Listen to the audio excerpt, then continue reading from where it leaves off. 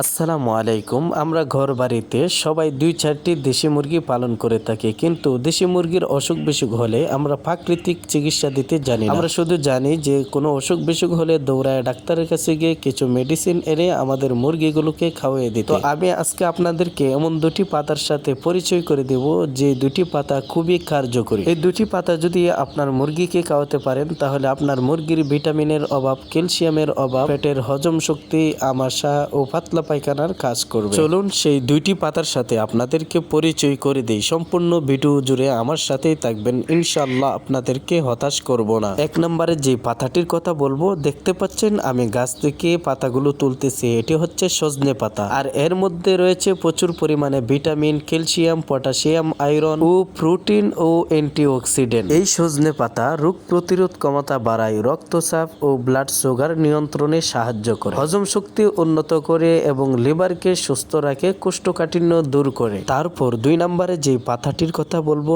এই পাতাটিকে গ্রামের ভাষায় বলে সালাকুইস পাতা। এই পাতাটি মানুষও খেয়ে থাকে। এই পাতাটি যদি আপনি রস করে আপনার মুরগিকে খাওয়াতে পারেন তাহলে আপনার মুরগির আমাশা, পাতলা পায়খানা, পেটের যত ধরনের সমস্যা আছে এই পাতাটি খাওয়ালে আপনার মুরগির সেই সমস্যাগুলো ভালো হয়ে যাবে ইনশাআল্লাহ। এই দুটি পাতার রস আমার কোয়েল পাখি ও দেশি মুরগিকে দিয়ে দিলাম। ভিডিওটি ভালো লাগলে অবশ্যই ইউটিউব চ্যানেল সাবস্ক্রাইব করবেন ও ফেসবুক পেজটি ফলো দিয়ে পাশে থাকবেন। তো আজকের ভিডিও ছিল এ পর্যন্তই। সবাই ভালো থাকবেন, সুস্থ থাকবেন। আল্লাহ হাফেজ।